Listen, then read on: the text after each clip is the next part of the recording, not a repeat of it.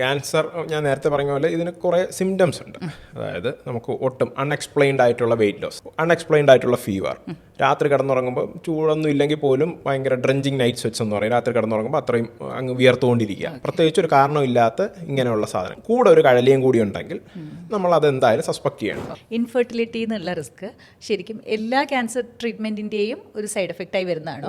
മമത മോഹൻദാസിൻ്റെ കാര്യം പറയുകയാണെങ്കിൽ പുള്ളിക്കാരി ഒരു ട്രയൽ ഡ്രഗ് ആയിരുന്നു അന്ന്, നിവലുമാബ് എന്ന് പറയുന്നത്. പുള്ളിക്കാരി എടുക്കുന്ന സമയത്ത് അതൊരു ട്രയൽ ഡ്രഗ് ആയിരുന്നു. നമ്മൾ രണ്ടുപേരും അടുത്തടുത്തിരുന്ന് കഴിഞ്ഞാൽ രക്താർബുദം പകരില്ല എന്നുള്ളതാണ്. ഈ ബ്രസ്റ്റ് ക്യാൻസർ പോലെയോ ബാക്കിയുള്ള ക്യാൻസേഴ്സ് കുട്ടികളിൽ കാണത്തില്ല. ഡോക്ടർ, നമ്മൾ ബ്രസ്റ്റ് ക്യാൻസർ തുടങ്ങി പല ക്യാൻസറിനെ പറ്റിയും ഈ അവയർനെസ് ആയിട്ടൊക്കെ സംസാരിച്ചിട്ടുണ്ട്. പക്ഷേ അധികം പറഞ്ഞു കേട്ടിട്ടില്ലാത്ത എന്നാൽ പറയണമെന്ന് തോന്നിയിട്ടുള്ള ഒന്നാണ് ഈ രക്താർബുദം. കാരണം കുറേ വാക്കുകൾ രക്താർബുദവുമായി അസോസിയേറ്റ് ചെയ്ത് കേട്ടിട്ടുണ്ട്. ലുക്കീമിയ, ലിംഫോമ, മൾട്ടിപ്പിൾ മൈലോമ തുടങ്ങി. എന്താണ് ശരിക്കും രക്താർബുദം എന്നുള്ളത്? രക്താർബുദം എന്തെന്ന് വെച്ച് കഴിഞ്ഞാൽ രക്തത്തിൽ കാണപ്പെടുന്ന കോശങ്ങളിൽ വരുന്ന ഒരു ക്യാൻസർ. അപ്പോൾ രക്തത്തിൽ കാണപ്പെടുന്ന കോശങ്ങൾ എന്താണെന്ന് ആദ്യം പറയാം. രക്തത്തിൽ നമ്മുടെ ചുവന്ന രക്താണുക്കൾ എന്ന് പറയുന്ന RBC, പിന്നെ നമ്മുടെ ഈ നോർമലി എല്ലാവരും കൗണ്ട് എന്ന് പറയുന്ന അത് WBC, വെള്ള രക്താണുക്കൾ, പിന്നെ നമ്മുടെ രക്തം കട്ട പിടിക്കാതിരിക്കാൻ വേണ്ടി ഹെൽപ്പ് ചെയ്യുന്ന പ്ലേറ്റ്ലെറ്റ് എന്ന് പറയുന്നത്, കട്ട പിടിക്കാൻ വേണ്ടി ഹെൽപ്പ് ചെയ്യുന്ന പ്ലേറ്റ്ലെറ്റ്. ഇത് മൂന്നുമാണ് രക്തത്തിൽ കാണുന്ന മെയിൻ കോശങ്ങൾ. ഈ WBC എന്ന് പറയുന്നത്, അതായത് വെള്ള രക്താണുക്കൾ, അത് പിന്നും neutrophils, lymphocyte, eosinophil, basophil, monocyte, ഇങ്ങനെ 5 എണ്ണമായിട്ട് വേറൊരു ഡിവിഷനും കൂടിയുണ്ട്. ഇതെല്ലാം ഉണ്ടാകുന്നത് നമ്മുടെ മജ്ജയിൽ നിന്നാണ്. ആളിൻ്റെ ഇപ്പം ഇപ്പോൾ ഒരാൾ വലുതായി കഴിഞ്ഞ് കഴിഞ്ഞാൽ കൂടുതലും ഉണ്ടാകുന്നത് നമ്മുടെ ഇടുപ്പെല്ലിൽ നിന്നാണ്. കുട്ടിയായിരിക്കുമ്പോൾ ശരീരം മൊത്തത്തിൽ മജ്ജയിൽ നിന്ന് പ്രവർത്തനം വന്നിട്ട് വരാം.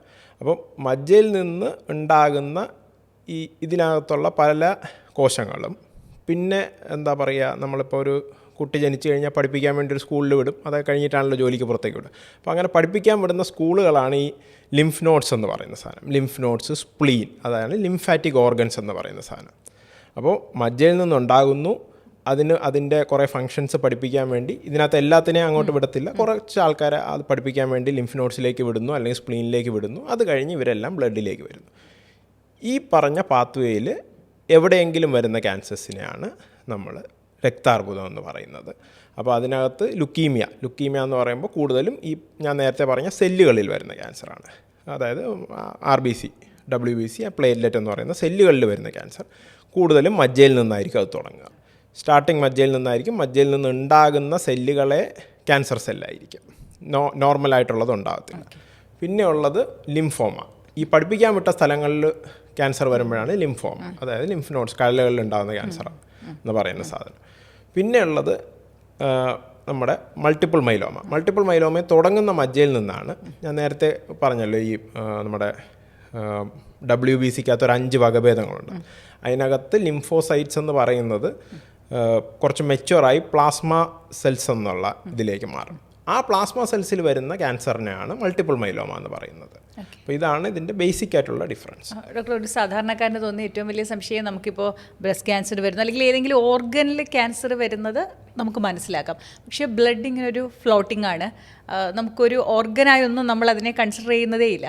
പക്ഷേ അതിലെങ്ങനെയാണ് ക്യാൻസർ വരുന്നത് എന്നുള്ളതൊരു സംശയമായിരിക്കും. എങ്ങനെയാണ് ഈ ഒഴുകുന്ന ശരീരം മുഴുവനുള്ള രക്തത്തിൽ ക്യാൻസർ വരുന്നത്? അപ്പോൾ അതാണ് ഞാൻ നേരത്തെ പറഞ്ഞത്. ക്യാൻസർ വരുന്നത് രക്തത്തിലല്ല, ക്യാൻസർ വരുന്നത് മജ്ജയിലാണ്. ക്യാൻസർ വരുന്നത് ബോൺ മാരോയിലായിരിക്കും, അല്ലെങ്കിൽ ക്യാൻസർ വരുന്നത് ലിംഫ് നോഡ്സിലായിരിക്കും. അവിടെ നിന്ന് പ്രൊഡ്യൂസ് ചെയ്യുന്ന സെൽസ് പുറത്തേക്ക് ഇറങ്ങി ഒഴുകുകയാണ് ചെയ്യുന്നത്. ഡോക്ടർ, ഞാനത് ചോദിക്കാൻ കാര്യം, ഈ രക്താർബുദം വന്നാൽ നിങ്ങൾക്ക് കീമോ ചെയ്യാൻ സാധിക്കില്ല, കാരണം അത് ശരീരം മുഴുവൻ ഉണ്ടല്ലോ എന്നൊരു സ്റ്റേറ്റ്മെൻറ്റ് കേട്ടിട്ടുണ്ട്. അതപ്പോൾ റോങ് ആണ് ആ സ്റ്റേറ്റ്മെൻറ്റ് അല്ലേ? സ്റ്റേറ്റ്മെൻറ്റ് റോങ് ആണ്. കാരണം നമ്മൾ കീമോ കൊടുക്കുന്ന രക്തത്തിലേക്കാണല്ലോ. അല്ല, ഞാൻ ഈ ഒരു സ്റ്റേറ്റ്മെൻറ്റിനെ മാത്രം ഖണ്ഡിക്കാൻ വേണ്ടിയിട്ടാണ് ഈ ഒരു ഇത് പറഞ്ഞത്. ട്രീറ്റ്മെൻറ്റിനെ കുറിച്ചുള്ള ഒരു സംസാരമേ അല്ല. കീമോ കൊടുക്കുന്ന രക്തത്തിലാണ്. രക്താർബുദത്തിന് കീമോ കൊടുത്തു കഴിഞ്ഞാൽ വർക്ക് ചെയ്യും. അപ്പോൾ എവിടെ കൊടുക്കണം, എന്ത് കൊടുക്കണം എന്നുള്ളതിനെ കുറിച്ച് നമുക്ക് പിന്നെ സംസാരിക്കാം. എന്നാൽ പോലും അങ്ങനെയല്ല. ഇത് മജ്ജയിൽ നിന്നുണ്ടാകുന്നു അല്ലെങ്കിൽ ലിംഫ് നോഡ്സിൽ നിന്നുണ്ടാകുന്നു, അത് രക്തത്തിലേക്ക് പടരുന്നു എന്നുള്ളതാണ്. ഡോക്ടർ, നമ്മളിപ്പോൾ ആദ്യം ലുക്കീമിയെ പറ്റി സംസാരിച്ചാൽ, ഇപ്പോൾ നമ്മളൊരു റാൻഡം ബ്ലഡ് ടെസ്റ്റിന് പോകുന്നു, അപ്പോൾ ഈ കൗണ്ടുകളിൽ വരുന്ന വ്യത്യാസം ഇത് തന്നെയാണോ ലുക്കീമിയുടെ ആദ്യത്തെ നമ്മൾ കണ്ടുപിടിക്കാൻ പറ്റുന്ന ഒരു കാര്യം? അല്ല, ഇതൊരു റാൻഡം ബ്ലഡ് ടെസ്റ്റിനേക്കാളും കൂടുതൽ ഒരാൾക്ക് തീരെ ക്ഷീണം, ഒട്ടും എക്സ്പ്ലെയിൻ ചെയ്യാൻ പറ്റാത്ത രീതിയിലുള്ള ക്ഷീണം, അല്ലെങ്കിൽ വിട്ടുമാറാത്ത ഭയങ്കര പനി, അതും അല്ലെങ്കിൽ ബ്ലീഡിങ്, ഒട്ടും നിൽക്കാത്ത രീതിയിലുള്ള ബ്ലീഡിങ്, ഇങ്ങനെ പോകുമ്പോഴായിരിക്കും കൂടുതൽ ആൾക്കാരും ബ്ലഡ് ടെസ്റ്റ് ചെയ്ത് ഒരു അക്യൂട്ട് ലുക്കീമിയ, അതായത് ലുക്കീമിയ എന്ന് പറയുമ്പോൾ 2 ടൈപ്പ് ഉണ്ട്, ഒന്ന് അക്യൂട്ട് ലുക്കീമിയ, ഒന്ന് ക്രോണിക് ലുക്കീമിയ. ഇതൊക്കെ ബ്രോഡായിട്ട് ഡിവൈഡ് ചെയ്യുമ്പോൾ ക്രോണിക് ആയിട്ടുള്ള സാധനം. ഒരു അക്യൂട്ട് ലുക്കീമിയ കൂടുതലും ഇങ്ങനെ ആയിരിക്കും ഒരു പ്രസൻറ്റേഷൻ, പെട്ടെന്നുള്ള ഒരു എന്തെങ്കിലും ഇങ്ങനെയുള്ള ബുദ്ധിമുട്ടുകൾ. ക്രോണിക് ലുക്കീമിയ എന്ന് പറയുന്നതിനകത്തുള്ള ഇപ്പോൾ ഒരു CML അല്ലെങ്കിൽ CLL ഇങ്ങനെ കുറേ ഇതുണ്ട്. ഇതാണ് ഇപ്പം നേരത്തെ വിദ്യ പറഞ്ഞതുപോലെ എന്തെങ്കിലും ടെസ്റ്റിന് പോയി ചെയ്യുന്ന വഴിക്ക് നമ്മളിതാ നോക്കുമ്പോൾ അതാണ് കൗണ്ട് കൂടിയിരിക്കുന്നത്. ഇതെന്താണെന്ന് തപ്പി അന്വേഷിച്ച് പോകുമ്പോൾ നമുക്ക് ചിലപ്പം ഇങ്ങനെ കിട്ടും. അപ്പോൾ അത് രണ്ടും തമ്മിലുള്ള വ്യത്യാസമുണ്ട്. ഡോക്ടർ, ഇനി നമ്മൾ ലുക്കീമിയയിലേക്ക് വരുമ്പോൾ തന്നെ എന്താണ് ഏറ്റവും ഫലപ്രദമായിട്ടുള്ള ട്രീറ്റ്മെൻറ്റ് ഓപ്ഷൻസ്? കാരണം ഞാൻ കേട്ടിട്ടുണ്ട് രക്താർബുദം ചികിത്സിച്ച് ഭേദമാക്കാൻ പറ്റുന്ന ക്യാൻസറുകളുടെ കൂട്ടത്തിലാണെന്നുള്ളത്. അത് ശരിയാണോ? ട്രീറ്റ്മെൻറ്റ് ഓപ്ഷൻസ് ഇന്ന് എവിടെ എത്തി നിൽക്കുന്നു? അതെ, രക്താർബുദം ഇതിലിപ്പോൾ പല രക്താർബുദങ്ങളും, അക്യൂട്ട് ALL എന്ന് പറയുന്ന രക്താർബുദം, ഇതെല്ലാം കുട്ടികളിലാണ് ഏറ്റവും കൂടുതൽ കാണുന്നത്. നല്ല കാര്യം എന്താണെന്ന് വെച്ച് കഴിഞ്ഞാൽ ഇതിനകത്ത് മിക്കതിലും നമുക്കൊരു ക്യൂർ റേറ്റ് എന്ന് പറയുന്നത് ഇപ്പോൾ ഏകദേശം ഒരു 80 to 90% ആണ്. 80 to 90% ക്യൂർ ആയി കഴിഞ്ഞ് കഴിഞ്ഞാൽ അവർക്ക് വീണ്ടും തിരിച്ചു വരാതെ അവർക്ക് അവരുടെ ജീവിതകാലം മൊത്തം ജീവിക്കാൻ പറ്റുന്ന രീതിയിലുള്ള ചികിത്സകൾ ഇപ്പോൾ ഡെവലപ്പായിട്ടുണ്ട്. അപ്പോൾ ഉള്ള വേറൊരു പ്രശ്നം എന്താണെന്ന് വെച്ച് കഴിഞ്ഞാൽ നമ്മൾ സാധാരണ ബാക്കിയുള്ള ക്യാൻസറിലുള്ളതുപോലെ കീമോ എടുക്കുക, 3 ആഴ്ച കഴിഞ്ഞിട്ട് വന്ന് അടുത്ത കീമോ എടുക്കുക, അങ്ങനെ ആയിരിക്കത്തില്ല. ഒരു 6 മുതൽ ചിലപ്പോൾ ഒരു കൊല്ലം വരെ വളരെ ഇൻറ്റൻസീവായിട്ടുള്ള കീമോതെറാപ്പി കോഴ്സസ് ഡെയിലി അല്ലെങ്കിൽ പോലും ഒന്നിടവിട്ട ദിവസങ്ങളിലോ ആഴ്ചയിൽ ഒരു 5 ദിവസമോ വെച്ചിട്ട് സ്ഥിരമായിട്ട് അങ്ങനെ ഒരു കോഴ്സ്, വളരെ ഇൻറ്റൻസീവായിട്ടുള്ള ഒരു തെറാപ്പി ആയിരിക്കും വേണ്ടി വരും. അതിനകത്ത് ഇപ്പോൾ കീമോ തെറാപ്പി, ഇമ്മ്യൂണോതെറാപ്പി, പിന്നെ ഏറ്റവും പുതിയ കുറേ തെറാപ്പികളാണ് ബൈറ്റ്, പിന്നെ ബോൺ മാരോ തെറാപ്പി, കാർട്ടീസെൽ തെറാപ്പി, അങ്ങനെ പല പല തെറാപ്പികൾ ഇതിനകത്ത് ഇവോൾവ് ചെയ്ത് വന്നിട്ടുണ്ട്. ഇതിനെല്ലാം ഒരു റിസ്ക് സ്ട്രാറ്റിഫിക്കേഷൻ ഉണ്ട്. അതായത് നമുക്കിപ്പോൾ ബ്രസ്റ്റ് ക്യാൻസർ പോലുള്ള ക്യാൻസറുകൾ പറയുകയാണെങ്കിൽ അതിനകത്ത് സ്റ്റേജാണ് 1, 2, 3, 4 എന്ന് പറയും, സ്റ്റേജ് പറയും. ഇതിനകത്ത് എല്ലാത്തിനും സ്റ്റേജിനെക്കാളും കൂടുതൽ, കാരണം രക്തം നേരത്തെ പറഞ്ഞ പോലെ ഫുൾ ശരീരത്തിനുണ്ടല്ലോ, സ്റ്റേജിനെക്കാളും കൂടുതൽ ഇതിനകത്ത് കുറേ റിസ്ക്, എത്രയാണ് ഈ ക്യാൻസർ കൊണ്ട് ആളിന് മരണപ്പെടാനുള്ള റിസ്ക്, അല്ലെങ്കിൽ എത്രയാണ് ഈ ക്യാൻസർ കൊണ്ട് എന്താ പറയുക, ഇപ്പോൾ ക്രോണിക് ആയിട്ടുള്ളൊരു ലുക്കീമിയ ആണെങ്കിൽ അത് അക്യൂട്ടായിട്ട് മാറാനുള്ള റിസ്ക്. ഇങ്ങനെയുള്ള റിസ്കുകൾ വച്ചിട്ട് നമ്മൾ ട്രീറ്റ്മെൻറ്റ് തീരുമാനിക്കും. ഓക്കെ ഡോക്ടർ, ഈ കുട്ടികളുടെ കാര്യം പറഞ്ഞപ്പോൾ ഞാൻ ഇങ്ങനെ വായിച്ചിട്ടുണ്ട്, കുട്ടികളിൽ വരാൻ ഏറ്റവും അധികം സാധ്യതയുള്ളതാണ് ഇത്തരം രക്താർബുദങ്ങളെന്ന്. അത് എന്തുകൊണ്ടാണ് അങ്ങനെ സംഭവിക്കുന്നത്? അത് കുട്ടികളിൽ നമ്മൾ എങ്ങനെയാണ് തിരിച്ചറിയുക? അല്ല, അത് നേരെ തിരിച്ചാണ്. കുട്ടികളിൽ ബാക്കിയുള്ള സോളിഡ് ട്യൂമേഴ്സ് അധികം വരില്ല. കുട്ടികളിൽ കൂടുതൽ രക്താർബുദമാണ് കുട്ടികളിൽ ഏറ്റവും കൂടുതൽ കാണുന്നത്. നമ്മൾ പറയുന്ന ഈ ബ്രസ്റ്റ് ക്യാൻസർ പോലെയോ ബാക്കിയുള്ള ക്യാൻസേഴ്സ് കുട്ടികളിൽ കാണത്തില്ല. അതുകൊണ്ട് നമ്മുടെ കമ്പാരിസണിൽ നോക്കുമ്പോൾ കുട്ടികൾക്ക് ഏറ്റവും കൂടുതൽ രക്താർബുദമാണ് എന്നുള്ള ഒരു ഇതാണ് സത്യത്തിലുള്ളത്. രക്താർബുദം എപ്പോഴും വരുന്നത് ഒരു ജനിതകമായ എന്തെങ്കിലും വ്യത്യാസങ്ങൾ വരുമ്പോഴാണ് രക്താർബുദം വരുന്നത്. അപ്പോൾ അത് ഫാമിലി പാസ് ഓൺ ചെയ്യണമെന്നില്ല. കുട്ടിക്ക് തന്നെ കുട്ടിയുടെ ശരീരത്തിൽ എന്തെങ്കിലും ജനിതകമായ എന്തെങ്കിലും വ്യത്യാസം വന്ന്, അതായത് മജ്ജയിൽ നിന്ന് കോൺസ്റ്റൻ്റായി ഇങ്ങനെ സെൽസ് പ്രൊഡ്യൂസ് ചെയ്തുകൊണ്ടിരിക്കുക. അപ്പോൾ ഒരുപാട് സെല്ലുണ്ടാക്കുമ്പോൾ ഏതെങ്കിലും ഒരു സെല്ലിൽ എന്തെങ്കിലും ഒരു എറർ വരാം. ഈ എറർ വരുന്ന സാധനം രക്താർബുദമായിട്ട് മാറാം. അപ്പോൾ ബേസിക് വരുന്നത് എന്തെങ്കിലും ഒരു മ്യൂട്ടേഷൻ വന്നതുകൊണ്ടാണ്. ഒരുപാട് മ്യൂട്ടേഷൻസിൻ്റെ പേരുണ്ട്, അതൊന്നും പറയുന്നതിൽ വലിയൊരു പ്രസക്തിയില്ല എന്ന് നമുക്കറിയാം. ഡോക്ടർ, ഇനി നമ്മൾ ലിംഫോമയിലേക്ക് വന്നാൽ എനിക്ക് ഓർമ്മയുണ്ട്, എനിക്ക് ഇവിടെ ഒരു മുഴ വന്നിട്ട് അത് പോകുന്നതേ ഇല്ല, കുറേ ദിവസമായി. അപ്പോൾ ഇങ്ങനെ പേടിയായി, അയ്യോ ഇതിനി വേറെ എന്തെങ്കിലും ആയിരിക്കുമോ. അങ്ങനെ ഞാനൊരു ENT ഡോക്ടറെ കണ്ടു. അപ്പോൾ അദ്ദേഹം പരിശോധിച്ചിട്ട് പറഞ്ഞു, എനിക്ക് അന്ന് ഇവിടെ പിമ്പിൾസ് ഉണ്ടായിരുന്നു, അപ്പോൾ ഈ പിമ്പിൾസുമായിട്ട് എന്തോ കണക്ട് ചെയ്തതാണ്. ഒരു കാര്യം ഞാൻ ഉറപ്പിച്ച് പറയാം, ഇത് ക്യാൻസറസ് അല്ല എന്നാണ് അദ്ദേഹം പറഞ്ഞിട്ട്. അപ്പോൾ എനിക്ക് സമാധാനമായി. അപ്പോൾ ഞാൻ ചോദിക്കുകയാണ്, ശരീരത്തിൽ വരുന്ന ഏത് തരത്തിലുള്ള മുഴകളാണ് നമ്മൾ ശ്രദ്ധിക്കേണ്ടത്? എങ്ങനെയാണിത് ക്യാൻസറസ് അല്ല നിങ്ങൾ പേടിക്കേണ്ട എന്ന് പറയുന്നത്? എപ്പോഴാണ് നമ്മൾ കൂടുതൽ ചികിത്സയിൽ ടെസ്റ്റുകളിലേക്ക് അവരെ വിടുന്നത്? അപ്പോൾ ക്യാൻസർ, ഞാൻ നേരത്തെ പറഞ്ഞ പോലെ ഇതിന് കുറേ സിംറ്റംസ് ഉണ്ട്. അതായത് നമുക്ക് ഒട്ടും അൺഎക്സ്പ്ലെയിൻഡ് ആയിട്ടുള്ള വെയിറ്റ് ലോസ്, അതായത് നമ്മൾ ഡയറ്റ് ചെയ്യുന്നില്ല, എക്സസൈസ് ഒന്നും ചെയ്യുന്നില്ല, ചുമ്മാ എന്നാൽ വെയിറ്റ്, ആഹാരം കഴിക്കുന്നുണ്ട് എന്നാൽ വെയിറ്റ് പോകുന്നുണ്ട്. അൺഎക്സ്പ്ലെയിൻഡ് ആയിട്ടുള്ള ഫീവർ, രാത്രി കിടന്നുറങ്ങുമ്പോൾ ചൂടൊന്നും ഇല്ലെങ്കിൽ പോലും ഭയങ്കര ഡ്രഞ്ചിങ് നൈറ്റ് സ്വെറ്റ്സ് എന്ന് പറയും, രാത്രി കിടന്നുറങ്ങുമ്പോൾ അത്രയും അങ്ങ് വിയർത്തുകൊണ്ടിരിക്കുക, പ്രത്യേകിച്ച് ഒരു കാരണമില്ലാത്ത ഇങ്ങനെയുള്ള സാധനങ്ങൾ അല്ലേ. അപ്പോൾ ഇങ്ങനെയുള്ള സാധനങ്ങളും കൂടെ ഒരു കഴലിയും കൂടി ഉണ്ടെങ്കിൽ നമ്മളതെന്തായാലും സസ്പെക്റ്റ് ചെയ്യണം. പിന്നെ ഒന്നിൽ കൂടുതൽ കഴലകൾ നമ്മുടെ ശരീരത്തിലുണ്ടെങ്കിൽ, അതായത് കഴുത്തിലുണ്ട്, കക്ഷത്തിലുണ്ട്, ഇടുക്കിലുണ്ട്, അങ്ങനെ വരുവാണെങ്കിൽ നമ്മൾ സസ്പെക്റ്റ് ചെയ്യേണ്ടതാണ്. പിന്നെ ഉള്ളത് കഴലയുടെ ഒരു ടെക്സ്ചർ ഉണ്ട്, അതായത് ഹാർഡാണോ സോഫ്റ്റ് ആണോ, അതായത് നമ്മൾ തീരെ സോഫ്റ്റ് ആയിട്ടുള്ള കഴലുകൾ ക്യാൻസർ ആവാനുള്ള സാധ്യത വളരെ കുറവാണ്. പെയിനുള്ള കഴലുകളും ക്യാൻസർ ആവാനുള്ള സാധ്യത അത് ഇൻഫെക്ഷൻ ആയിരിക്കും, ക്യാൻസർ ആവാനുള്ള സാധ്യത കുറവാണ്. ഒരു ഫേം ആയിട്ടുള്ള കഴലുകളാണ് ക്യാൻസർ ലിംഫോമ ആവാനുള്ള സാധ്യത. ഹാർഡായിട്ടുള്ള കഴലുകളാണെങ്കിൽ അത് നമ്മൾ നേരത്തെ പറഞ്ഞതുപോലെ മറ്റേ സോളിഡ് ട്യൂമേഴ്സ്, അതായത് ബ്രസ്റ്റ് ക്യാൻസർ, ഓറൽ ക്യാവിറ്റി, അങ്ങനെയുള്ള ക്യാൻസറിൻ്റെ കഴലുകളാണെങ്കിൽ കുറേ നല്ല കട്ടിയുണ്ടാവും. കട്ടി ഹാർഡെന്ന് പറയുമ്പോൾ ഏകദേശം ഒരു ബോണിൻ്റെ ഒരു ഇതും, സോഫ്റ്റ് എന്ന് പറയുമ്പോൾ നമ്മുടെ ലിപ്പിൻ്റെ ഒരു ഇതും, ഫേം എന്ന് പറയുമ്പോൾ ഈ മൂക്കിൻ്റെ ഒരു ഇതും, ഹാർഡെന്ന് പറയുമ്പോൾ ഈ ഒരു ഇതും. ഇതാണ് കൺസിസ്റ്റൻസി പറയുന്നത്. അപ്പോൾ ആ ഒരു കൺസിസ്റ്റൻസി വൈസ് നമുക്കൊരു ഐഡിയ കിട്ടും. പിന്നെ ഇന്ത്യയിലായതുകൊണ്ട് TB എപ്പോഴും ഒരു പോസിബിലിറ്റിയാണ്. പിന്നെ നമുക്ക് ഇൻഫെക്ഷൻസ് എപ്പോഴും ഒരു പോസിബിലിറ്റിയാണ്. കാരണം എപ്പോഴും ഒരു ഇൻഫെക്ഷൻ വന്നു കഴിഞ്ഞാൽ അതിനടുത്തിട്ടുള്ള കഴലകളിൽ കഴല കുറച്ച് വീക്കം വരും. കാരണം ഞാൻ പറഞ്ഞല്ലോ നേരത്തെ, പഠിപ്പിക്കുന്നത് അവിടെയാണ്. ഇൻഫെക്ഷനെ ട്രീറ്റ് ചെയ്യാൻ വേണ്ടി നമ്മളെ WBCനെ അവിടെ പഠിപ്പിക്കുകയാണ്. അപ്പോൾ അത് ചെറിയൊരു വീക്കം വരും. ഡോക്ടർ, അതുപോലെ തന്നെ ഈ പ്രതിരോധശേഷിയുമായി ബന്ധപ്പെട്ടതാണല്ലോ ഈ ലിംഫോമ, ഈ കഴലകളൊക്കെ. അപ്പോൾ ഈ പ്രതിരോധശേഷി കുറഞ്ഞ മനുഷ്യരിൽ, ഇമ്മ്യൂണിറ്റി കുറഞ്ഞ മനുഷ്യരിൽ ഇത്തരം ക്യാൻസറുകൾ വരാൻ സാധ്യത അപ്പോൾ കൂടുതലുണ്ടോ? ഉണ്ട്. നമുക്ക് ഇപ്പോൾ ട്രാൻസ്പ്ലാന്റ് കഴിഞ്ഞ ആൾക്കാർ, ഏതെങ്കിലും കിഡ്നി ട്രാൻസ്പ്ലാന്റോ ഇത് കഴിഞ്ഞ ആൾക്കാർ, അപ്പോൾ അല്ലെങ്കിൽ നമ്മളിപ്പം HIV പോലുള്ള ട്രീറ്റ്മെൻറ്റ് എടുക്കുന്ന ആൾക്കാർ, അവർക്കെല്ലാം പ്രതിരോധശേഷി കുറവായിരിക്കും. അല്ലെങ്കിൽ നല്ലപോലെ ഷുഗർ, ഒട്ടും കൺട്രോൾഡ് അല്ലാത്ത ഷുഗറുള്ള ആൾക്കാർ, അവർക്കെല്ലാം അങ്ങനെയുള്ളവർക്ക് ക്യാൻസർ, ഇങ്ങനെയുള്ള ഇമ്മ്യൂണോ കോംപ്രമൈസ്ഡ് ആയിട്ടുള്ള ആൾക്കാർക്ക് ക്യാൻസർ വരാനുള്ള സാധ്യതയുണ്ട്. ലിംഫോമ പോലുള്ള ക്യാൻസർ വരാനുള്ള സാധ്യതയുണ്ട്. ഡോക്ടർ, ഇനിയൊരു വാക്കാണ് ഈ ഹോട്ട്കിൻസ് ലിംഫോമ. ഇത് ശരിക്കും നമ്മൾ കേൾക്കുന്നത് മമത മോഹൻദാസ് ഒരുപാട് വേദികളിൽ അവരുടെ അസുഖമാണെന്നും അതിനെ അവർ ട്രീറ്റ് ചെയ്ത രീതി അല്ലെങ്കിൽ അവരതിനെ അതിജീവിച്ച രീതിയൊക്കെ പറഞ്ഞിട്ടുണ്ട്. ഇതാണ് ഈ ഹോട്ട്കിൻസ് ലിംഫോമ. അതൊന്ന് വിശദീകരിക്കാമോ? അപ്പോൾ നമ്മൾ നേരത്തെ പറഞ്ഞ 3 കാറ്റഗറിയിൽ ഒരെണ്ണമാണ് ഹോട്ട്കിൻസ് ലിംഫോമ. അതായത് നമ്മൾ നേരത്തെ പറഞ്ഞു leukaemia, lymphoma, myeloma, multiple myeloma. ഇതിനകത്ത് ലിംഫോമയിൽ 2 ബ്രോഡ് കാറ്റഗറീസ് ഉണ്ട്. ഒന്ന് ഹോട്ട്കിൻസ് ലിംഫോമ, ഒന്ന് non Hodgkin's lymphoma. Hodgkin's lymphoma എന്ന് പറഞ്ഞാൽ ഇത് അതിനകത്തുള്ളൊരു പ്രത്യേക ടൈപ്പ് ഒരു സെല്ല്, അത് കണ്ടുപിടിച്ച ആൾ, അങ്ങനെയൊക്കെ വെച്ചിട്ട് അതിൻ്റെ ആ ഒരു പേര് വന്നിരിക്കുന്നത്.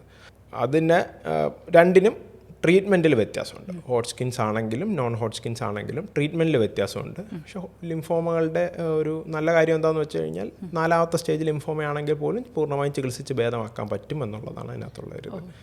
മമത മോഹൻദാസിൻ്റെ കാര്യം പറയുകയാണെങ്കിൽ പുള്ളിക്കാരി ഒരു എന്താ പറയുക, ട്രയൽ ഡ്രഗ് ആയിരുന്നു അന്ന്. നിവലുമാബ് എന്ന് പറയുന്നത് പുള്ളിക്കാരി എടുക്കുന്ന സമയത്ത് അതൊരു ട്രയൽ ഡ്രഗ് ആയിരുന്നു. ആ ഒരു phase 2 ട്രയലിലെങ്ങാണ്ടായിരുന്നു പുള്ളിക്കാരി അതിനകത്ത് പോയത്.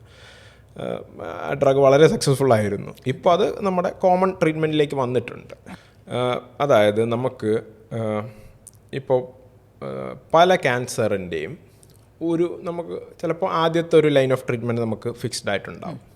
അതിൻ്റെ അടുത്തൊരു ലൈൻ ഓഫ് ട്രീറ്റ്മെൻറ്റ് നമുക്ക് ഫിക്സ്ഡ് ആയിട്ടുണ്ടാകും.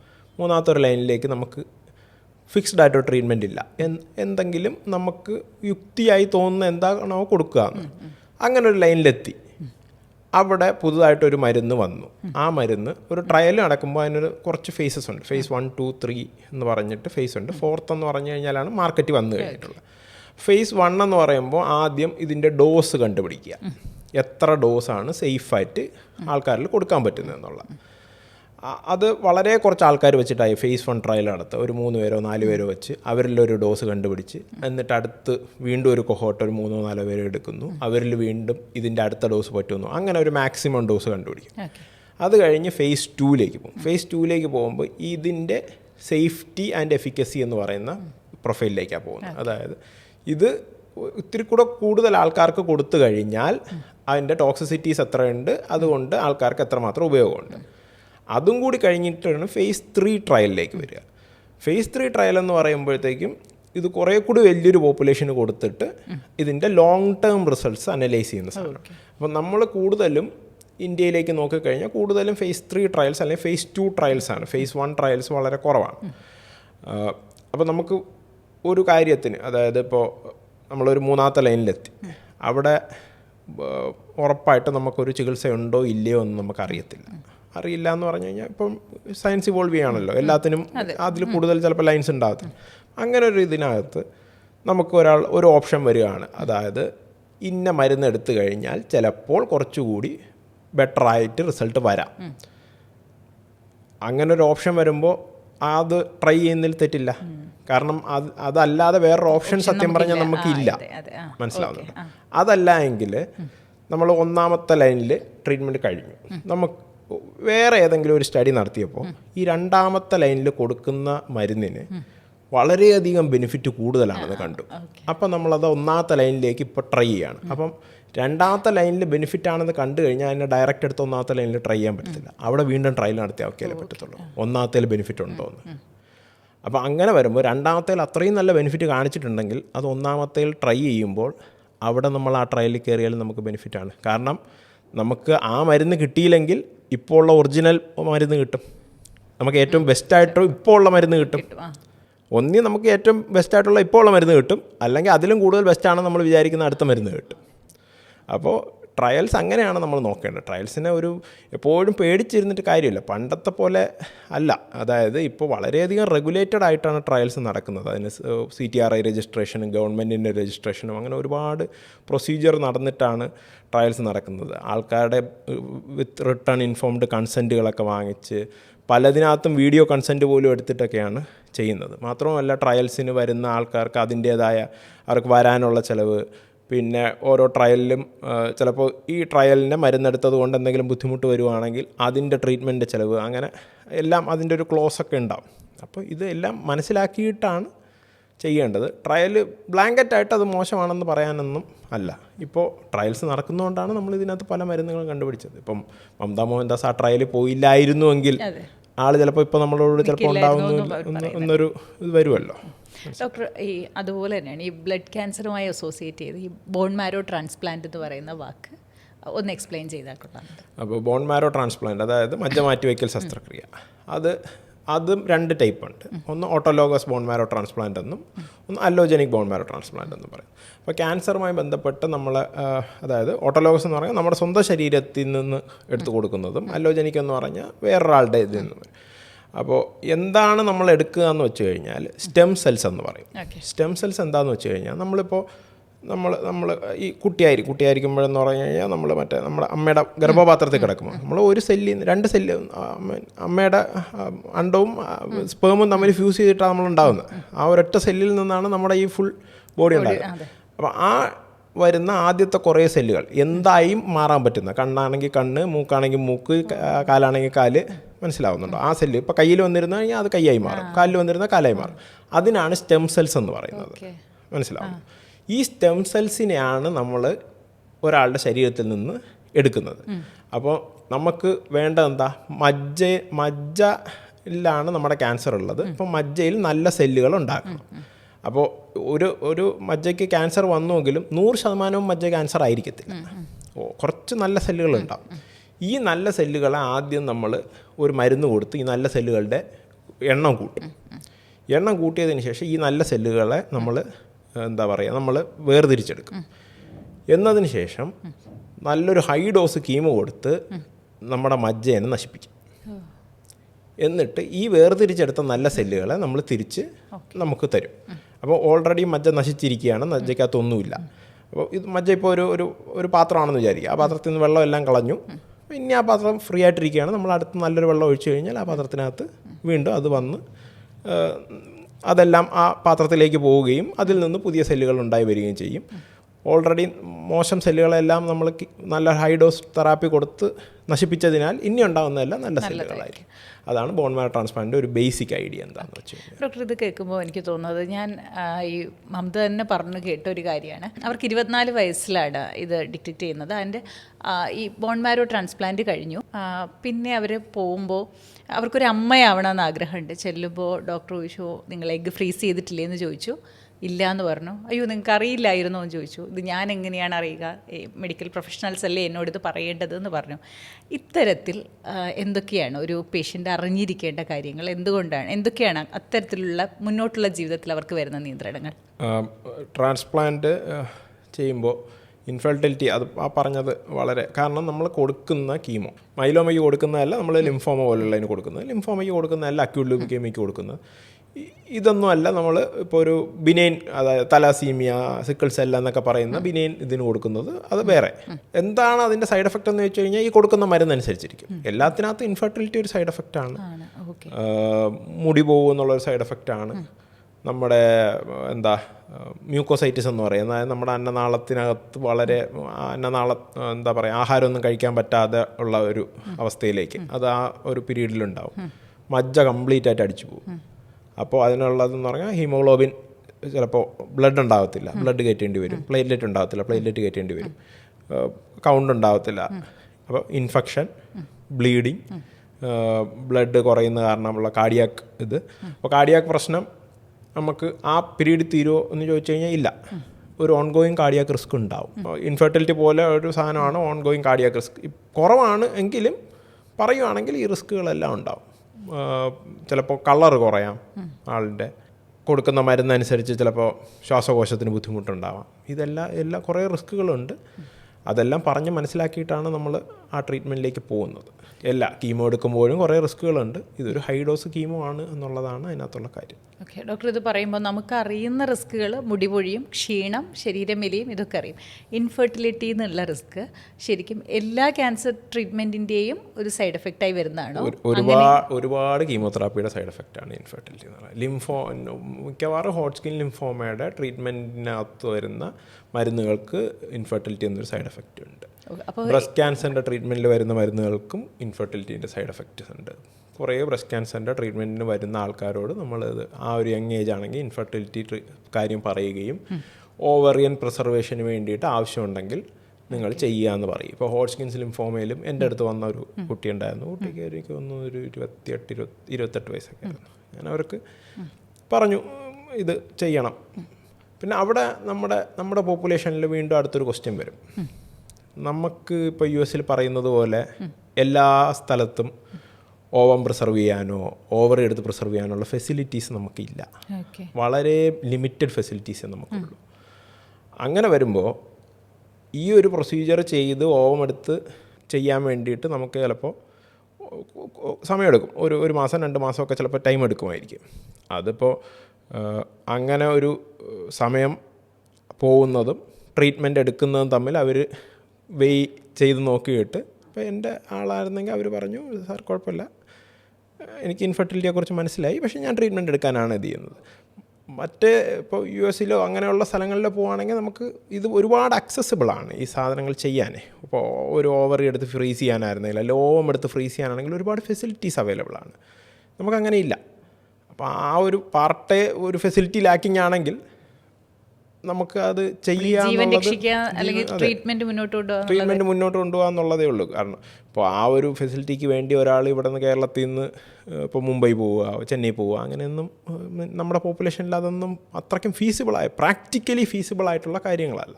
നമുക്കിപ്പോൾ ഇവിടെ നിന്ന് ഞങ്ങൾ യൂഷ്വലി RCC ഞങ്ങൾ ചെയ്തുകൊണ്ടിരുന്നത് നമ്മുടെ SATയിലേക്ക് വിടും. അപ്പോൾ SATയിൽ അവിടെ ചെന്നു, ആദ്യത്തെ ടെസ്റ്റ് എല്ലാം കഴിഞ്ഞു, ബാക്കി ഫ്രീസിങ് ഓവം പ്രൊഡ്യൂസ് ചെയ്യിപ്പിച്ച് ഫ്രീസ് ചെയ്യുന്ന. അപ്പോൾ അതിനൊരു ടൈം പീരീഡ് ഉണ്ട്. ആ സമയത്ത് മിക്കവരും they will opt for this thing. ഇപ്പോൾ ഒരു ഓവറിയൊക്കെ എടുത്ത് ഫ്രീസ് ചെയ്യാനൊക്കെ ഒരു സെറ്റപ്പ് വരുന്നൊരു ടൈം, അതെല്ലാം ഉണ്ടെങ്കിൽ മേ ബി കുറച്ചുകൂടി ഈസി ആയിട്ട് ചിലപ്പോൾ ചെയ്യാൻ പറ്റുമായിരിക്കും. ഡോക്ടർ, നമ്മൾ ലുക്കീമിയ പറഞ്ഞു, ലിംഫോമ പറഞ്ഞു, അതുപോലെ തന്നെയാണ് മൾട്ടിപ്പിൾ മൈലോമ എന്ന പദമാണ് രക്താർബുദവുമായി ബന്ധപ്പെട്ട് കേട്ടിട്ടുള്ളത്. എന്താണ് ഈ മൾട്ടിപ്പിൾ മൈലോമ എന്ന് പറയുന്ന രോഗം? മൾട്ടിപ്പിൾ മൈലോമ എന്ന് പറഞ്ഞാൽ നമ്മുടെ ഈ ഒരു WBC വെള്ള രക്താണുക്കളുടെ ഒരു അതിൻ്റെ ഒരു പാർട്ടായിട്ടുള്ള പ്ലാസ്മ സെൽസ് എന്ന് പറയുന്ന ഗ്രൂപ്പിൽ വരുന്ന വരുന്ന സെൽസിൽ വരുന്ന ഒരു ക്യാൻസർ ഇതാണ്. മജ്ജയിൽ നിന്നാണ് തുടങ്ങുന്നത്. ഇതിൻ്റെ പ്രശ്നം എന്താണെന്ന് വെച്ച് കഴിഞ്ഞാൽ ഇത് ഒന്ന് മജ്ജ മോശമാവും. അപ്പോൾ മജ്ജ മോശമാകുമ്പോൾ തന്നെ ബാക്കിയുള്ള മജ്ജയിൽ നിന്ന് പ്രൊഡ്യൂസ് ചെയ്യുന്ന ബാക്കിയുള്ള RBC ആയിരുന്നാലും പ്ലേറ്റ്ലെറ്റ് ആയിരുന്നാലും എല്ലാം കുറയും. അതായത് ബ്ലഡ് കുറയും, പ്ലേറ്റ്ലെറ്റ് എല്ലാം കുറയാം. ഇത് കിഡ്നിയെ വളരെയധികം അഫക്റ്റ് ചെയ്യുന്ന സാധനമാണ്. അപ്പോൾ കിഡ്നി മോശമാവാം. പിന്നെ എല്ലിനെ വളരെയധികം അഫക്റ്റ് ചെയ്യുന്ന സാധനമാണ്. അപ്പോൾ എല്ലിൻ്റെ ശക്തി കുറയാം, എല്ല് പൊട്ടാനെല്ലാം സാധ്യതയുണ്ട്. അപ്പോൾ അതുകൊണ്ടാണ് മൾട്ടിപ്പിൾ മൈലോമയ്ക്ക് മജ്ജയിൽ നിന്ന് വരുന്ന ഒരു അസുഖമാണ്. അതിനകത്ത് കാണാൻ സാധ്യതയുള്ള കാര്യങ്ങൾ, ഒന്ന് ഹൈപ്പർ കാൽസീമിയ എന്ന് പറയുന്നത്, അതായത് കാൽഷ്യം നമ്മുടെ ശരീരത്തിൽ ക്രമാതീതമായി വർദ്ധിക്കും. എന്തുകൊണ്ടാണെന്ന് വെച്ച് കഴിഞ്ഞാൽ ഒരു കാരണം എല്ലിൻ്റെ ശക്തി കുറയും, എല്ലിനെ നശിപ്പിക്കും. അപ്പോൾ എല്ലിൽ നിന്നുള്ള കാൽഷ്യം പുറത്തേക്ക് ഇറങ്ങും. രണ്ടാമത് കിഡ്നി മോശമാവും. കിഡ്നി മോശമാകുമ്പോഴത്തേക്കും കിഡ്നിയാണ് നമ്മുടെ ശരീരത്തിലുള്ള കാൽഷ്യവും പൊട്ടാസ്യത്തിൻ്റെയൊക്കെ ലെവൽ കറക്റ്റായി വെക്കുന്നത്. കിഡ്നി മോശമാകുമ്പോൾ ഈ ലെവൽ കറക്റ്റ് ആവത്തില്ല. അപ്പോൾ ഒന്ന് കാൽഷ്യം കൂടും, കിഡ്നി റീനൽ അബ്നോർമാലിറ്റീസ് ഉണ്ടാവും, അനീമിയ ഞാൻ നേരത്തെ പറഞ്ഞു, ബ്ലഡ് ഹീമോഗ്ലോബിൻ കുറയും, ബോണിൻ്റെ ശക്തി കുറയും. ബോൺ ശക്തി കുറയുമ്പോൾ ബോൺ പൊട്ടാനൊക്കെ ഉള്ള സാധ്യത. അതാണ് ക്രാബ് ഫീച്ചേഴ്സ് എന്ന് പറയും, CRAB, crab. Hypercalcaemia, renal abnormality, anaemia and bone dysfunction, crab features. അപ്പോൾ ഈ ഒരു ക്രാബ് ഫീച്ചേഴ്സും പിന്നെ നമ്മൾ മജ്ജ ടെസ്റ്റ് ചെയ്തിട്ട് ഒരു 10% കൂടുതൽ അബ്നോർമലായിട്ടുള്ള, അതായത് പ്രശ്നമുള്ള പ്ലാസ്മ സെൽസ് എന്ന് പറയുന്ന സെൽസ് ഇതും ഉണ്ടെങ്കിൽ അതെല്ലാം മൾട്ടിപ്പിൾ മൈലോമയാണെന്ന് പറഞ്ഞു. അങ്ങനെയാണ് മൾട്ടിപ്പിൾ മൈലോമ ഡയഗ്നോസ് ചെയ്യുന്നത്. ഓക്കെ ഡോക്ടർ, നമുക്ക് അറിയുന്ന ട്രീറ്റ്മെൻറ്റ് ഓപ്ഷൻസിലേക്ക് വരുമ്പോൾ മെഡിക്കേഷൻ ഉണ്ട്, കീമോ ഉണ്ട്, ഇമ്മ്യൂണോതെറാപ്പിയിലേക്ക് എത്തി നിൽക്കുന്നു എന്ന് പറയുന്നു. ഈ ഇമ്മ്യൂണോതെറാപ്പി തുടങ്ങിയ ട്രീറ്റ്മെൻറ്റ്സുകളെയാണോ നമ്മൾ ഈ ടാർഗറ്റഡ് ട്രീറ്റ്മെൻറ്റ്സ് എന്ന് പറയുന്നത്? ശരിക്കും ആ വാക്ക് എന്താണ്? ശരിക്കും അല്ല, ടാർഗറ്റഡ് തെറാപ്പി എന്ന് പറയുമ്പോൾ അതായത് നമ്മുടെ ഇപ്പോൾ നമുക്കൊരു ക്യാൻസർ വന്നു എന്ന് വിചാരിക്കുക. ഈ ക്യാൻസർ കോശങ്ങളിൽ കുറേ, അതായത് ഇതിനെ വളരാൻ സഹായിക്കുന്ന കുറേ ഘടകങ്ങളുണ്ടാവും. എന്തെങ്കിലും ഒരു റിസപ്റ്ററിൻ്റെ മ്യൂട്ടേഷൻ, അതായത് നമ്മുടെ ഓരോ കോശവും വളരാൻ വേണ്ടി ഒരുപാട് സിഗ്നൽസ് നമ്മുടെ ശരീരത്തിൽ ഉണ്ടാക്കും. ഈ സിഗ്നൽസ് ഉണ്ടാവുന്ന സാധനമാണ് റിസപ്റ്റർ എന്ന് പറയുന്നത്. ഇപ്പോൾ നമുക്ക് ഒരു സെല്ല് ഡിവൈഡ് ചെയ്യണമെങ്കിൽ ഇതുവഴി ഒരു സിഗ്നൽ വരുന്നു, ആ സെല്ല് രണ്ട് സെല്ലായി മാറുന്നു. ഒന്നും ചെയ്യണ്ടെങ്കിൽ സിഗ്നൽ വരത്തില്ല. പക്ഷേ ക്യാൻസറിൻ്റെ ഇത് വരുമ്പോഴത്തേക്ക് എപ്പോഴും സിഗ്നൽ വന്നുകൊണ്ടിരിക്കും, അതിങ്ങനെ ഡിവൈഡ് ചെയ്തുകൊണ്ടിരിക്കും. അപ്പോൾ ഈ സിഗ്നൽ വരുന്ന വഴി ആ റിസപ്റ്റർ, അതിനകത്തൊരു വ്യത്യാസം വന്നതുകൊണ്ടാണ് എപ്പോഴും സിഗ്നൽ വന്നു എന്നുള്ള ഒരു ഇത് വരുന്നത്. ഈ റിസപ്റ്ററിനെ കണ്ടുപിടിച്ച് അതിനെതിരെയുള്ള മാത്രം മരുന്ന് കൊടുക്കുക. അതാണ് ടാർഗറ്റഡ് തെറാപ്പി എന്ന് വെച്ച് കഴിഞ്ഞാൽ. ഇപ്പോൾ ബ്രസ്റ്റ് ക്യാൻസറിൽ പറഞ്ഞു കഴിഞ്ഞാൽ HER2 എന്ന് പറയുന്നൊരു ഇതേപോലത്തെ ഒരു സിഗ്നലുണ്ട്, അതിനെതിരെ HER2 ട്രീറ്റ്മെൻറ്റ് കൊടുക്കുക. അതാണ് അതിനുള്ളത്. ലിംഫോമയെ പറയുകയാണെങ്കിൽ CD20 എന്നും പറയുന്നൊരു മോളിക്യൂളുണ്ട്. ഈ CD20 ലിംഫോമ ഉണ്ടാകാൻ കാരണമായിട്ടുള്ളൊരിതാണ്. അതിനെതിരെ ഒരു ഇത് കൊടുക്കുക, റിറ്റൂക്സിമാബ് എന്ന് പറയുന്ന മരുന്ന് കൊടുക്കുക. അപ്പോൾ അത് കാരണം ക്യാൻസർ കുറയും. അതാണ് ടാർഗറ്റഡ് തെറാപ്പി എന്ന് പറയുന്നത്.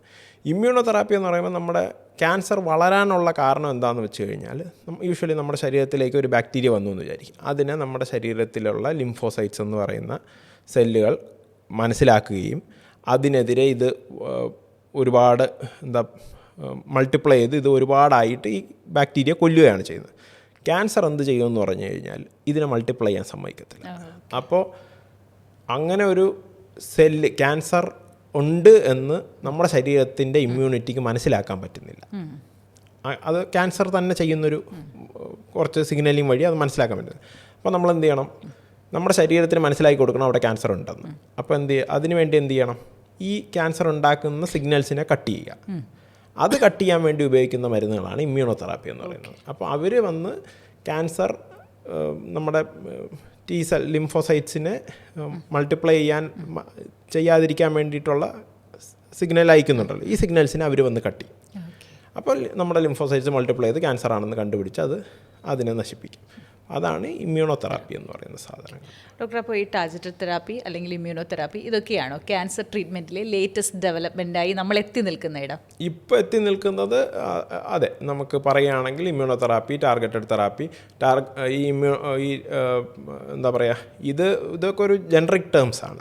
ഇമ്മ്യൂണോ ടാർഗറ്റഡ് എന്ന് പറയുന്നത് ഇതിനകത്ത് പിന്നും മൾട്ടിപ്പിൾ ക്ലാസ്സസ് ഓഫ് മരുന്നുകളുണ്ട്. അതായത് ടാർഗറ്റഡ് തെറാപ്പിക്കകത്ത് തന്നെ ഇപ്പോഴത്തെ ഏറ്റവും അഡ്വാൻസ് സാധനങ്ങളെന്ന് പറയുന്നത് ADCs എന്ന് പറയും, ആൻറ്റിബോഡി ഡ്രഗ് കോൺജുഗേറ്റ്സ് എന്ന് പറയുന്ന സാധനം. അവരെന്താ ചെയ്യുകയെന്ന് വെച്ച് കഴിഞ്ഞാൽ, ഞാൻ നേരത്തെ പറഞ്ഞല്ലോ, ഈ സിഗ്നൽ വരുന്നതിനെ നമുക്ക് ഒരു ടാർഗറ്റഡ് തെറാപ്പി വെച്ച് കണ്ടുപിടിക്കാം. അപ്പോൾ ടാർഗറ്റ് അവിടെ ചെന്നിരിക്കുന്നു.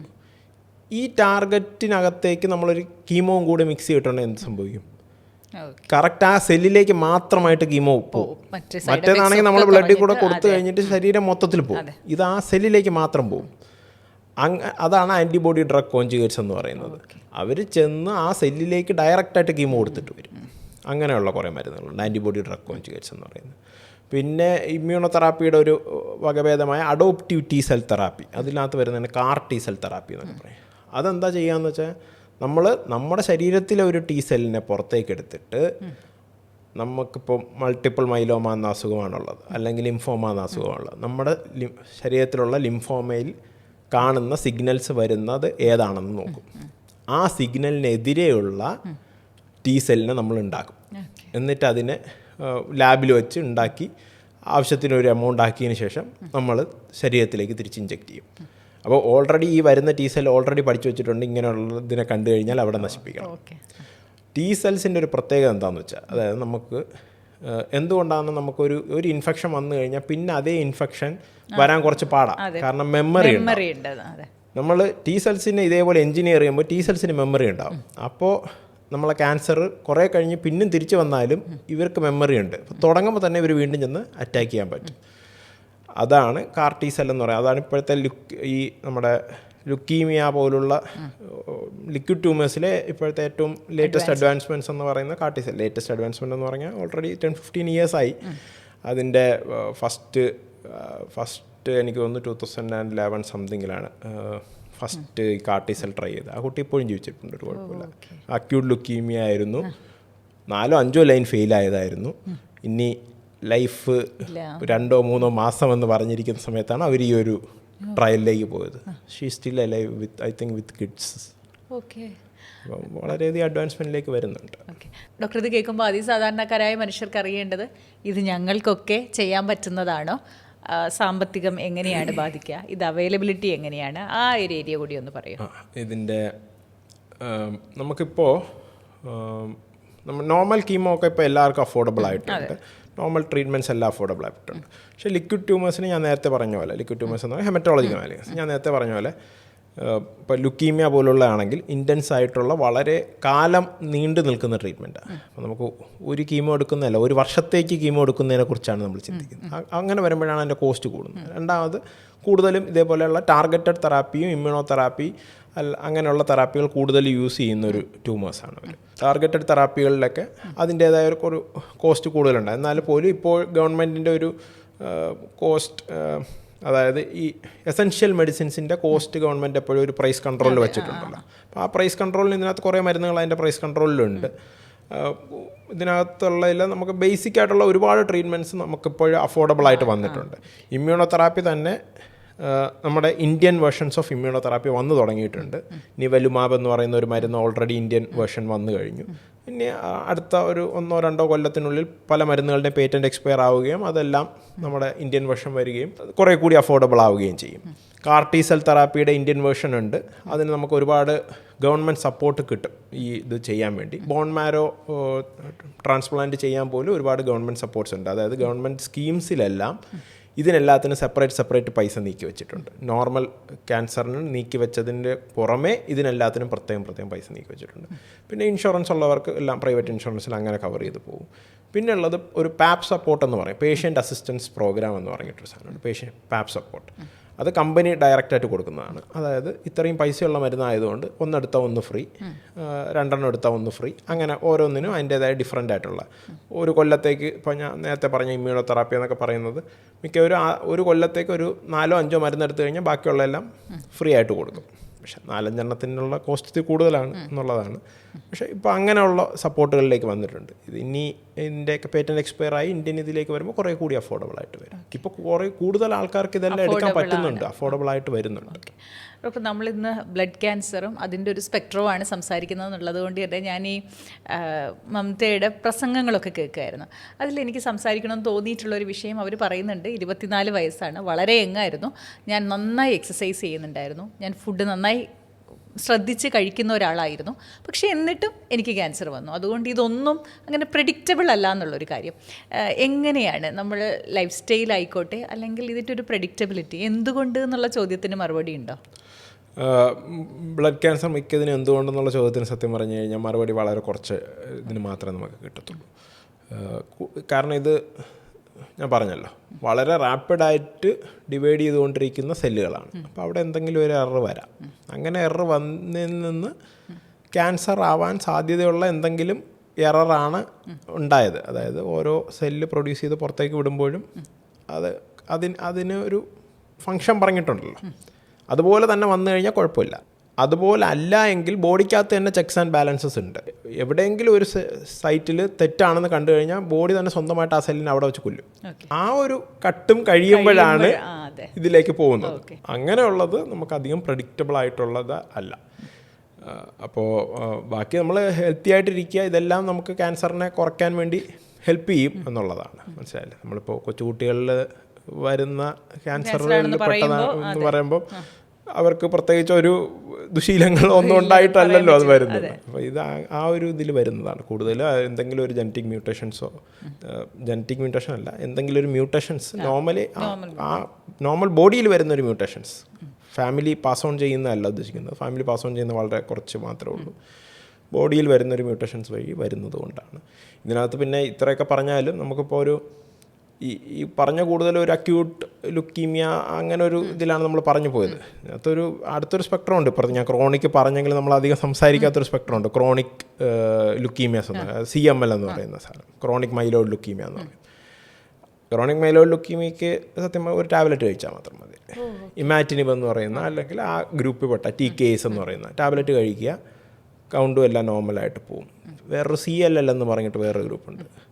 അറൗണ്ട് ഒരു 60-70% ട്രീറ്റ്മെൻറ്റ് ആവശ്യമില്ല. നമ്മൾ ബ്ലഡൊക്കെ നോക്കിക്കഴിഞ്ഞാൽ കൗണ്ടൊക്കെ ലക്ഷങ്ങളിലൊക്കെ ആയിരിക്കും, പക്ഷേ ട്രീറ്റ്മെൻറ്റ് വേണ്ട. അതങ്ങനെ അങ്ങ് ഇരുന്നോളും, നമ്മളായിട്ട് ഒന്നും ചെയ്യണ്ട. അതിനകത്ത് ഇൻഡിക്കേഷൻ വളരെ സ്പെസിഫിക് ആയിട്ട് ഇൻഡിക്കേഷൻസ് ഉണ്ട്. വളരെ കുറച്ചൊരു പെർസെൻറ്റേജ് ഓഫ് ആൾക്കാർക്ക് മാത്രമേ ട്രീറ്റ്മെൻറ്റ് ആവശ്യം വരും. CML ടാബ്ലറ്റ്സ് മതിയാവും.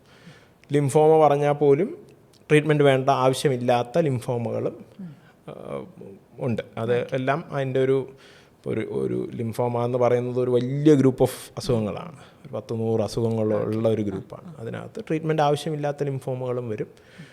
ചെറിയ ട്രീറ്റ്മെൻറ്റ് മതി, 1-2 ഇഞ്ചെക്ഷൻസ് മതി എന്നുള്ളത് വരും. അതൊരു എന്താ പറയുക, അതിൻ്റെ ഡയഗ്നോസിസ് അനുസരിച്ച് ഓരോന്നിൻ്റെ ട്രീറ്റ്മെൻറ്റിലും അങ്ങനെ ഒരു വ്യത്യാസം കൂടിയുണ്ട്. ഡോക്ടർ പറഞ്ഞതെന്ന് ഞാൻ മനസ്സിലാക്കുന്നത്, ഈ ബ്ലഡ് ക്യാൻസർ എന്ന് പറയുമ്പോൾ ചിലതിന് ട്രീറ്റ്മെൻറ്റ് ആവശ്യമില്ല, ചിലതിന് ചെറിയ ട്രീറ്റ്മെൻറ്റ്സ് മതി. ഇനി നിങ്ങൾക്ക് സിവിയറായി ഉണ്ടെങ്കിൽ തന്നെ അതിൻ്റെ ട്രീറ്റ്മെൻറ്റ് ഓപ്ഷൻസ് അവൈലബിളും ആണ്. അങ്ങനെ നമ്മൾ ട്രീറ്റ്മെൻറ്റ് എടുത്തു, സുഖമായി എന്നിരിക്കട്ടെ, പിന്നെയും ഇത് വീണ്ടും വരാനുള്ള സാധ്യത അത് എത്രത്തോളം ഉണ്ട്? അതാണ് നമ്മൾ നേരത്തെ ആ ഒരു ഞാൻ പറഞ്ഞല്ലോ, റിസ്ക്കാണ് ഇതിനകത്ത് ചെയ്യുക എന്നുള്ളത്. സ്റ്റേജിങ് അല്ല, ഇതിൻ്റെ ഓരോന്നിൻ്റെ റിസ്ക് കാറ്റഗറീസ്. ആ റിസ്ക് അനുസരിച്ചിട്ടാണ് ഇത് തിരിച്ചു വരാനുള്ള സാധ്യത തമ്മിൽ പറയുന്നത്. ഹൈ റിസ്ക് ആണെങ്കിൽ അത് തിരിച്ചു വരാനുള്ള സാധ്യത കൂടും. അത് ഓരോന്നിനും ഓരോ സാധ്യതയും ഓരോ ടൈപ്പുമാണ്. അപ്പോൾ ആ ഒരു റിസ്ക് കാറ്റഗറൈസേഷനാണ് നമുക്കിത്. ഇപ്പോൾ സ്റ്റേജ് 4 ലിംഫോമ എന്ന് പറയുന്നത് ഞാൻ പറഞ്ഞു പൂർണ്ണമായിട്ടും ക്യൂർ ആവുമെന്ന് പറഞ്ഞു. പക്ഷെ അവിടെ ഉള്ളത് സ്റ്റേജ് 1 ലിംഫോമയെക്കാളും 4 തിരിച്ചു വരാനുള്ള സാധ്യത കൂടുതലാണെന്നുള്ളതാണ്. തിരിച്ചു വന്നാലും ലിംഫോമകൾ വീണ്ടും അടുത്ത ലൈനിൽ നല്ലപോലെ ചികിത്സിച്ച് പൂർണ്ണമായി ഭേദമാക്കാൻ പറ്റുന്നതുകൊണ്ടാണ് ലിംഫോമ വന്നാലും വലിയൊരു പ്രശ്നമില്ല എന്ന് പറയുന്നതിൻ്റെ ഒരു കാരണം അതാണ്. എന്നാൽ അതിനകത്തും ഒരു 1%-2% വളരെ ഹൈ ഗ്രേഡ് ലിംഫോമാസ് ഉണ്ട്. നമ്മൾ എത്ര ചികിത്സിച്ചാലും അനങ്ങാത്ത ടൈപ്പ് ഓഫ് ലിംഫോമാസ് ഉണ്ട്. എന്നാൽ പോലും 98-99% ലിംഫോമാസും ചികിത്സിച്ച് ഭേദമാക്കാൻ പറ്റും. തിരിച്ചെത്ര വരുമെന്ന് ചോദിച്ചു കഴിഞ്ഞാൽ ആ സ്റ്റേജ് വൈസ് ഡിപ്പെൻഡ് ചെയ്തിരിക്കും.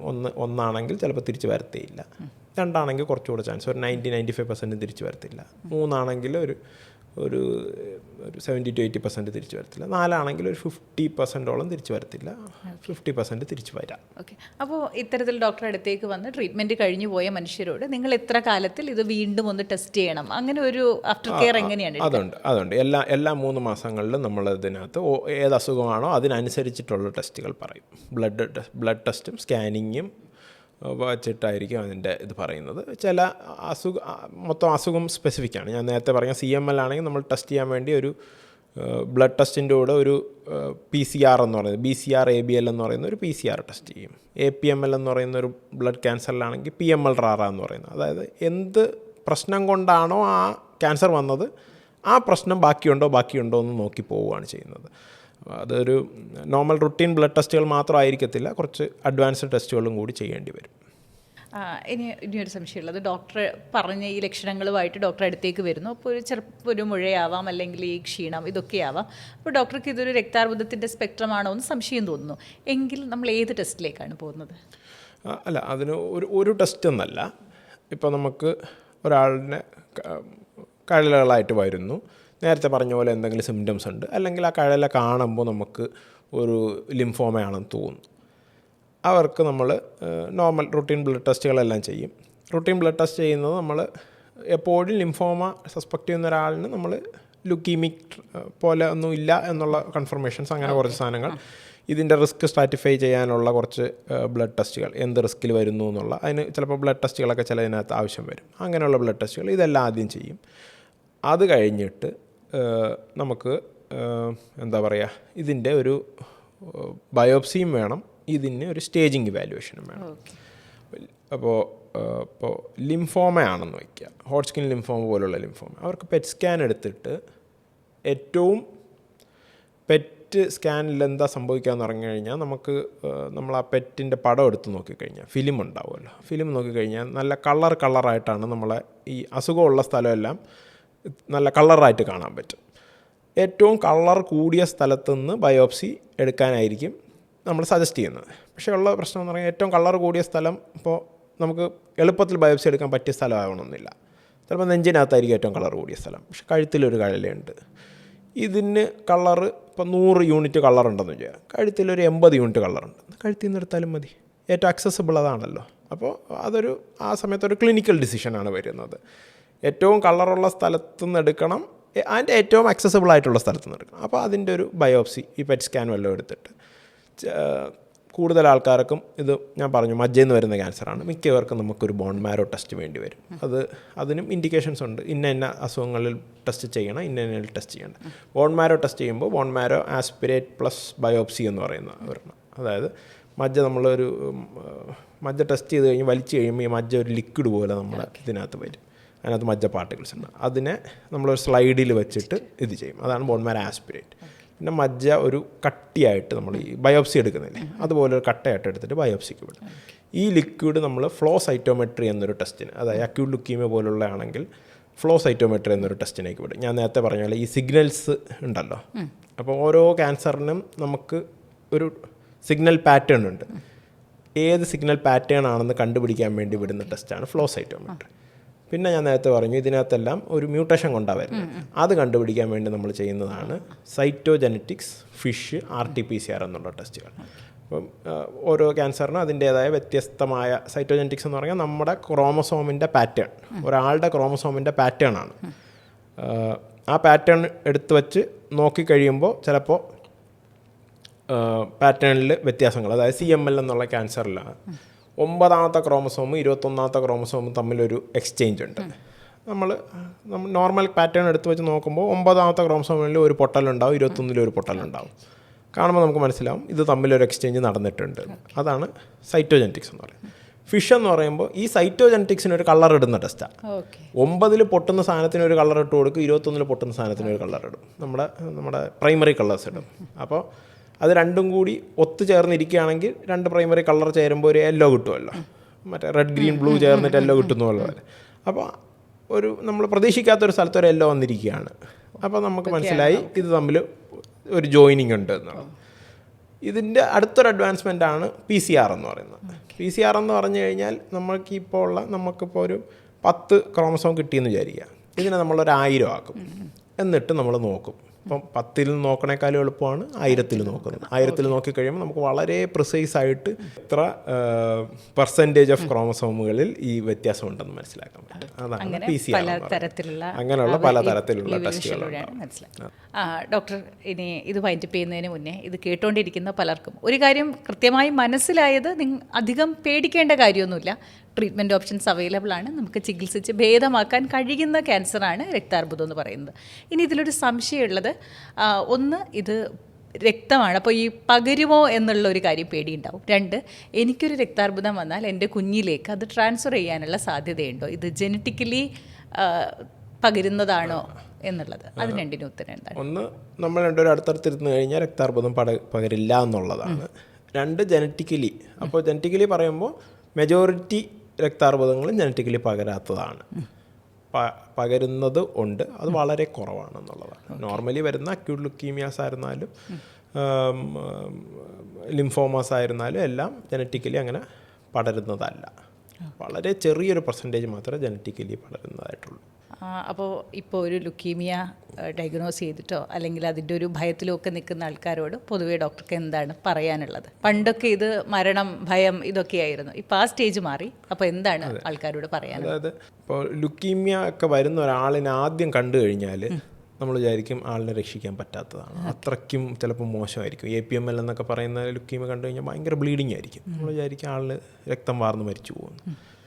പക്ഷേ കറക്റ്റായിട്ട് ചികിത്സ എടുക്കുകയാണെങ്കിൽ ആൾക്കാർ ഇതിനകത്ത് പല ലുക്കീമിയാസും ലിംഫോമകളും നമുക്ക് പൂർണ്ണമായിട്ടും ചികിത്സിച്ച് ഭേദമാക്കാൻ പറ്റും. ഇന്നത്തെ ലിംഫോമ, നെഞ്ചിനകത്ത് വരുന്ന ലിംഫോമ ആൾക്കാർ ശ്വാസം മുട്ടായിട്ട് ശ്വാസം പോലും വലിക്കാൻ പറ്റാതെ ആയിരിക്കും വരുന്നത്. ഒറ്റ മരുന്നിന് ആ പ്രശ്നം അങ്ങ് പോകും. അത് കറക്റ്റായിട്ട് വന്ന് ഇങ്ങനെ ശ്വാസം മുട്ടുന്നത് ഈ ഒരു അസുഖം കൊണ്ടാണ്, ഇത് ചികിത്സിച്ചാൽ മാറും എന്നുള്ള ഇതിൽ വന്ന് ചികിത്സ എടുത്തു കഴിഞ്ഞാൽ ഇത് വളരെയധികം ചികിത്സിച്ച് ഭേദമാക്കാൻ പറ്റുന്ന അസുഖങ്ങളിൽ ഉള്ളതാണ്. ഒൺലി തിങ് ഇസ് ചികിത്സ ഇത്തിരി ഇൻറ്റൻസ് ആണ്. ആ ഒരു പീരീഡ് ചിലപ്പം ലെങ്തി ആയിരിക്കും. അത് ചികിത്സയുടെ ഇടയിൽ കുറച്ച് ബുദ്ധിമുട്ടുകളുണ്ടാവും. പക്ഷെ അത്രയും നമ്മൾ ആ ഒരു എഫേർട്ട് എടുക്കുകയാണെങ്കിൽ അതിനുള്ള റിസൾട്ട് തരുന്ന ഒരു ക്യാൻസറാണ് ലുക്കീമിയ എന്ന് പറഞ്ഞാലും ലിംഫോമ എന്ന് പറഞ്ഞാലും മൈലോമ എന്ന് പറഞ്ഞാലും. ഓക്കെ ഡോക്ടർ, ഒരുപാട് നന്ദി. Thank you so much.